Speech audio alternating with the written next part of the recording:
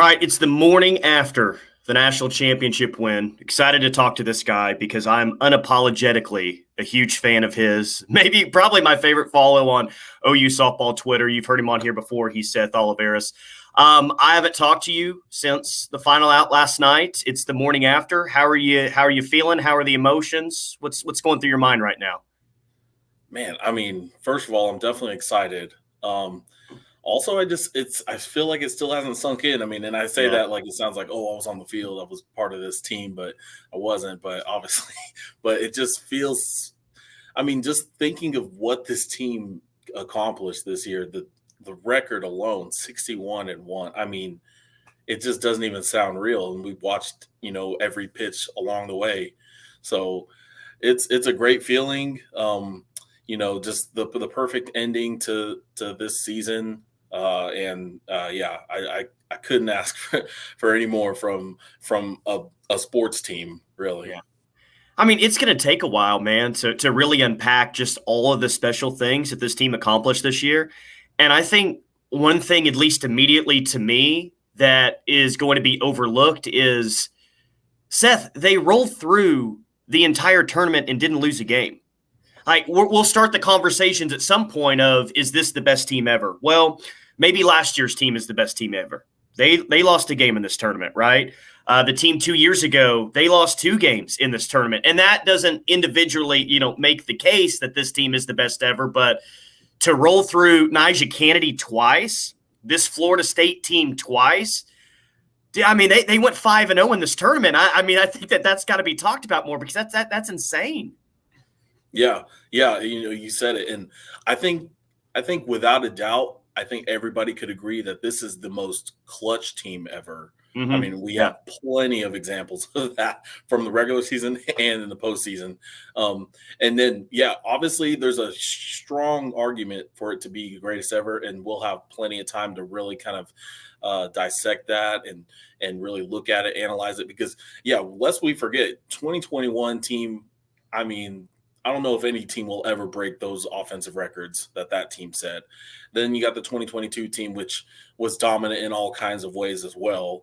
And then this team, obviously, with just the best record, win percentage, all that, just by far and away the best we've ever seen in this sport. So yeah, there's a lot to really look at when it comes to best ever. But I think most clutch team ever, Mm-hmm. and then really just, I mean, definitely the most clutch softball team ever. But they're in the conversation across sports. No, I totally agree with that. Most clutch team ever. And last night was, again, another perfect example. You didn't feel very good after Florida State hit that solo home run to go up 1-0. And I don't know. I just thought about a lot of things after that game last night, and I just laughed that you're nervous. It's 1-0. Hits and runs are hard to come by. And Seth, 2 swings later, all of a sudden they lead in the game. Isn't that wild? Yeah, yeah, and it's like, and I was already, just because we've kind of been really spoiled with this team, being resilient and resurging, especially in the few times that they have trailed, we've seen them come back, clutch towards the end of the games. So I was almost trying to temper my, expectations on that. I was like, okay, maybe this is just the time that they don't come back. But I mean, we didn't even really have that much time to think about it, because what felt like maybe 10 minutes later in real time, maybe it was longer than that. But yeah, 2 swings, Sydney Sanders, Grace Lyons, like that. The response, the immediate response, it's like that's just another one on the list now. That's just what they do, man. It's just what they Yeah. do. You're amazed, but you're not surprised. And, like every time Jada goes back, I expect her to rob a home run now. That's just because what she always does, going back to being spoiled a little bit. So with that being said, what in your mind was the single biggest play last night? Was it Jada robbing the home run, maybe saving 3 runs? Was it Grace Lyons' home run? Was it Sid Sanders' home? I don't know the answer, so I guess I have to ask you. Yeah, I think it is the Jada Coleman robbery, because that would have been a 3-run home run. At that point, Florida State would have had 4, and that's when you start getting into that territory of, yeah, that could have been a really, really challenging game to win at the end.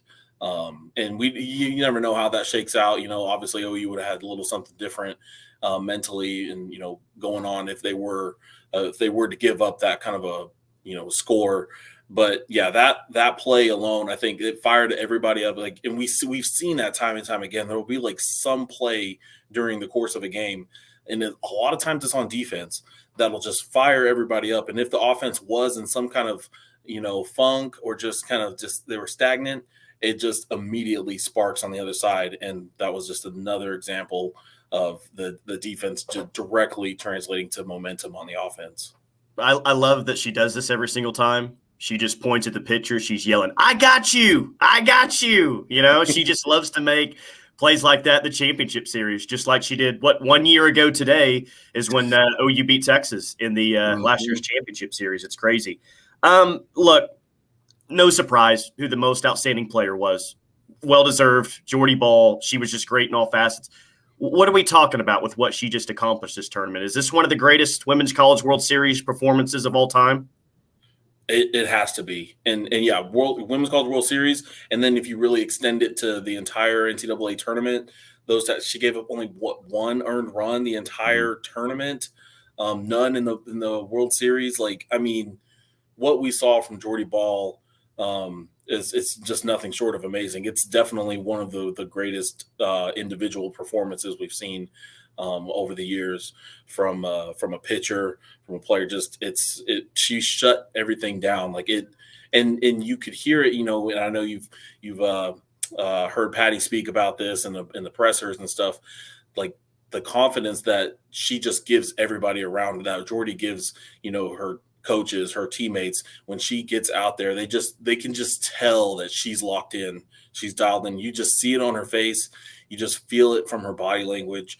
She was dialed in. Like it just felt like there was nothing she wasn't going to let this team lose. Like if she had any type of advantage or cushion, she wasn't going to surrender it. And we saw that throughout this World Series. Yeah, I mean, mostly she's been a starter this year, but when she's in a relief role, I'm not a Yankees fan, but it has to be like when Mariano Rivera was in his prime coming out of the bullpen. That's how I felt last night, Seth. It's, 9 outs is a lot with just a 1-run lead at the time in a championship series game, really respecting Florida State. But I don't know about you. Once she came in the 5th, I just felt immediately calm. And really, man, as I think back about it, there was really no drama to speak from in the 5th, 6th, and 7th, right? When she was in the game. Yeah. I don't think they had any. There was any real big jams. Like it seemed like a lot of the jams were in the earlier innings with Storako in the circle, which also hats off to her. I mean, I love that for her getting the start. This is her first time on this stage as a player. And she really did an amazing job, especially because this Florida State team has already seen her back in the regular season. So it wasn't like this was just a completely new arm that they were going against. So they had some intel on her. But yeah, with Jordy coming in relief, it just felt like it was kind of just cruise control, even though we know that it was a huge task for her to shut down this Florida State team, because they were definitely worthy of being on this stage with OU. So just another amazing check mark in Jordy's still early career. I mean, she's still got 2 more years of this. So I know, man. What a way to begin this kind of debut. It's kind of crazy just to think like, okay, well, she was, healthy, not the entire year, but once she got healthy, man, we saw, I mean, the best pitcher in college softball, got to be, right? I mean, with what she did, what's her junior and senior years going to look like if she stays healthy? I mean, it's crazy to think about. And I kind of look at some players that are coming back next year who I think are going to have massive years. And Patty was talking about Sid Sanders last night. She had that big year last year. She was an All-American. And when you get that honor as a young player, not to say that she thought that she had made it, but, when you're transferring somewhere else, kind of learning a new system, it's a little bit of a transition. In the postseason, I think that we got a glimpse as to what Sid Sanders is going to do in the future. And I don't know, man. Like, I don't know if she's going to hit in the middle of the order next year, but I think that she's got a great chance to be an everyday starter and maybe one of the best hitters they have next year. I'm really excited year 2 now with Sid Sanders moving forward, what she might do. Yeah, I'm excited as well. And it's like we've seen it from her, like obviously going back to the fall and that she was shining during the battle series and all that. Then yeah, she really turned it up probably midway through the season. Probably that trip to Ohio and on. She turned it up, and then this postseason she came up big in a lot of moments. So yeah, I'm excited as well for her because she's got so much potential that we've already been seeing as a player. I really like what she's done defensively at first base as well. She's got a whole number of clutch plays. I think about that catch in the dugout against Clemson. That was just sensational. But yeah, with what she can do with the bat, though, yeah, it'll be really interesting, especially if she returns to her like productivity level that she had her freshman year next year. Yeah, where she is slotted in the lineup is going to be huge because yeah, she's got that kind of potential that really can break games open. And then you got Jocelyn Erickson, who, has an opportunity to play first base as well. And you tweeted it out yesterday. I think it was before the game. And, here's kind of the exciting thing and something that we're used to is this isn't a team. It might be the greatest ever. I don't know. It's not like they lose 7 or 8 starters. I mean, in the grand scheme of things, man, they probably have fewer losses than most teams in college softball this year. So I saw you tweeting out like what the roster could look like next year, and we'll see what they do in the portal. They'll do something in the portal, right? But I mean, next year's team's going to be loaded as well, man. Yeah. That they actually have that tweet pulled up. So yeah, just for anyone who hasn't read it, but yeah, just in alphabetical order: Jordy Ball, Riley Boone, Alyssa Brito, Jada Coleman, Kirsten Deal, Jocelyn Erickson, Kinsey Hansen, Tiare Jennings, Nicole Mace, Sophia Nugent, Sid Sanders, and Alina Torres. Jeez. And that's not everybody. I literally ran out of characters, but that's not everybody. Those are definitely, very heavy contributors to this team. But yeah, that's compared to what, this team was coming into this year with all the newcomers. There's not going to be as many newcomers, you would think. At least we're expecting going into 2024. So, and yeah, you're right. They're more than likely going to pick someone up in the transfer portal. You've got the signing class coming in, so it's going to be a lot of familiar faces for Sooner fans coming into next year. Yeah, and breaking in a new ballpark, man, the excitement has already been at an all-time high. I can't imagine what it's going to be going into next year and then going into the SEC. I mean, what you had the most outstanding player, Jada was all tournament. Riley Boone was all tournament team. Kinsey Hansen was all tournament team. I think Tiare was. So not only – it's not just that you're returning production and starters. You're returning players that have won at the highest level consistently. And I just don't see a world where they're not the unanimous number 1 team coming into next year. I'll be interested to see who's number 2. Maybe Stanford's up there, maybe UCLA again, maybe some team from the SEC. But – yeah, man, next year's going to be exciting as well. And they just won 6 titles now in the past decade, and each team kind of has its own unique memory. What last year's team probably best known for its offense. What do you think when we think about this team in 5 to 10 years? And maybe it's too soon to ask this, but immediately, like, what do you think the lasting memory of this year's team is going to be? I think it goes back to that clutch factor. I think it's the fact that they had to it really wasn't easy. Like, yes, this team won nearly every single game, but there was a lot of games that weren't run rules, that weren't, just kind of get the lead and just hold on to it to the rest of the game. They had to battle and a number of times against a lot of good teams. And I would say also that there were, outside of OU this year, there were probably more formidable teams than we maybe have seen in the last couple of years, that, challengers and stuff and contenders. So they had to kind of go against that, as well as this huge target on their back of being, the back-to-back champs. And then now they're back-to-back-to-back. So I think for me, what I'm going to remember, years down the road, just think of this team as just resilient, clutch, just never say die. I mean, it just never felt like they were out. And we heard that from a lot of the players throughout the year. Like, if there's a strike left, if there's an out left, they're not out of it. And they literally proved that a number of times that you can never doubt them. Yeah, it's 53 game winning streak. They're going to take that into the offseason, man. It could end up being a calendar year when we roll into next year until OU softball has actually lost a game.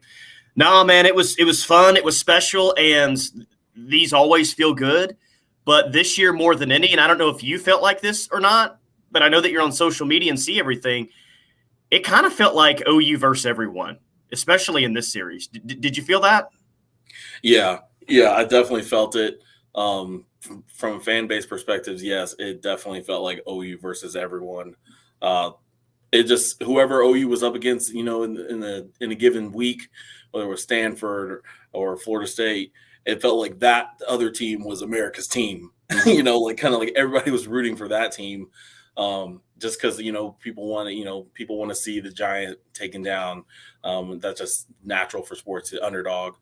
But yeah, it felt like OU versus the world. And I think that speaks to like what we've heard from Patty Gasso and even JT Gasso, how they talk about this was a hard year, this was a challenging year, and not for necessarily reasons of like, oh yeah, because it was just struggle for the games. It was more like just this pressure that they do such a good job of keeping outside, keeping out of the dugout, but it's impossible with that much pressure coming from every angle. It's impossible to ignore and impossible to really shut out completely.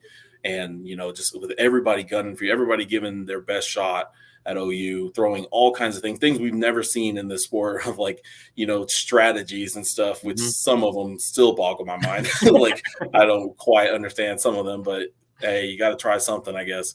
Yeah, it's definitely something that I'm going to remember for this. In Patty, we trust. And, I honestly, I thought Nicole May was going to start last night.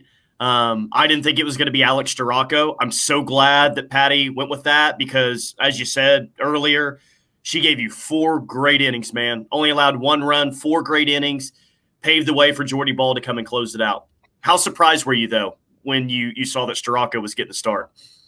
Yeah, I was definitely surprised. I probably would have thought May would have started, and honestly, after that, I probably would have thought Jordy. If I was ranking them, I would have thought Jordy maybe would have got that nod, 2 nights in a row, a la G Juarez from a couple years ago. She started 2 back-to-back games against Florida State, and I mean that was probably more out of necessity with the pitching staff that year, but still, to see Storako get the start, I was totally surprised. But also so pleased, especially with how she handled that moment. She did her job. She did exactly what she was, kind of put out there to do, is just to keep it, hold it down, get to that 5th inning at least, and then let the most outstanding player take over. Yeah, and that's like I think in this tournament, and this is an underrated, like awesome thing that we got to see over the past week. I think there's a few players out there we got to see the best of what they've done so far in their career.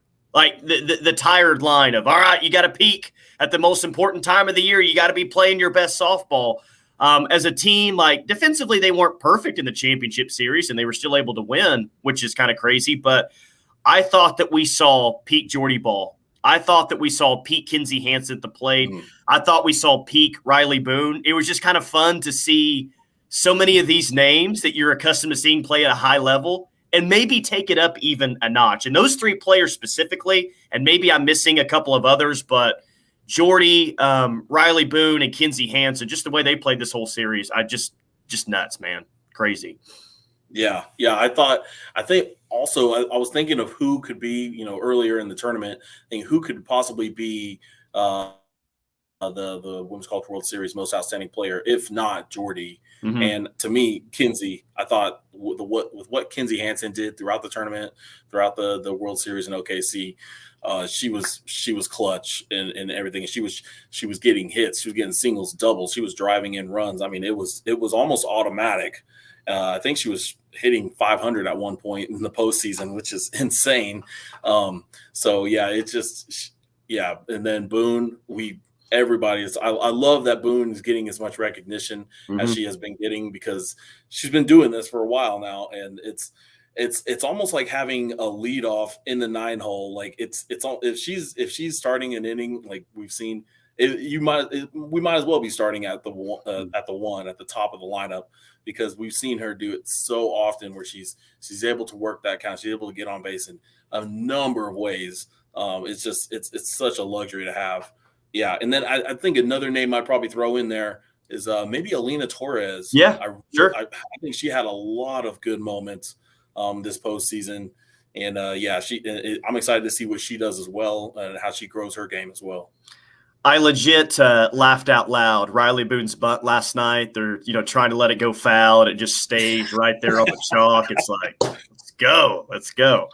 Well, man, I know you're just as genuinely excited as I am about all this. It's a lot of fun. I appreciate you doing this.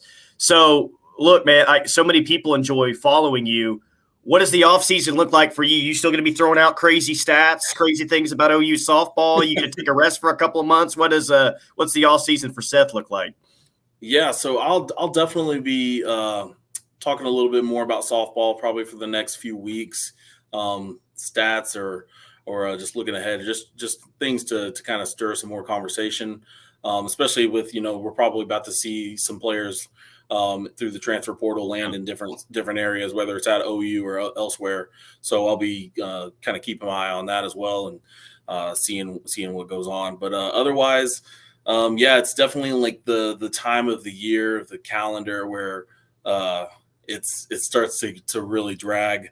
I'm excited for football season, but that's going to be a few months away still. So, there's probably going to be a period of time here where I just kind of take a break and really just collect myself. Hopefully, I'll be able to really let this sink in this season because it's one that nobody that watched it will ever forget. Yep. I know the players and the team, the coaches. They'll never forget this. I mean, what an amazing thing. And also I wanted to add, so I put out there a few days ago, I asked people on Twitter to describe this OU softball team in 2 words or less. And I never did share what I thought of OU softball as far as how I would describe it. But I was thinking about it, and how I would describe this team is Netflix material. Like there has to be something. Like I think of like back in the early, I think it was like 2020 or so, that series about the Chicago Bulls. I can't remember the name of it right now, but it felt like everybody was like watching that series and really just like it was so gripping, and it was like nice to see that behind the scenes. This team, this program, really for the years that they've been on this run, this dynasty that they've created, I think deserves and should be told in a similar format. And who knows when that'll be, but I think it's gonna happen. It should happen because this is something that like you couldn't script in Hollywood. Like it wouldn't make, like if somebody made a movie about a softball team going 61-1, it's like, oh, that's never gonna happen. Like, why would you make a movie like that? It's unrealistic, but it happened. So I would totally watch it. I love that. And just on the surface of what they accomplished, it sounds like a great idea. But just hearing Patty talk like last night about all the constant pressure and everything, like just to get into more detail, like what the actual journey to that looks like. Oh, dude, I think it'd be fascinating. And yes, it is Netflix material. It's a different kind of show about what's about to come out on the Florida Gators from 2006 to 2009. Like I think Florida fans are maybe a little bit nervous on what that documentary is going to look like. But OU softball, man, you would just sit back and just, enjoy and get a little bit more insight into the ride. No, man, I love that. I think that's great. And maybe by then we'd have an opinion on the best team ever. You're saying most clutch team ever. I got you on the record. This is the most clutch team ever, correct? Most clutch team ever. Okay. All right. I dig it, man. Yeah. Well, we'll see what happens in the portal. We'll see what happens. I guess we already know what's going to happen in recruiting, but we'll definitely see what happens in the transfer portal for sure. Man, I appreciate this as always. Can't wait to catch up with you again in the offseason. I know you're going to enjoy it. Can't wait to follow you continuously on Twitter, and just thanks for doing this, man. Yeah, absolutely. Great to be back. All right, man.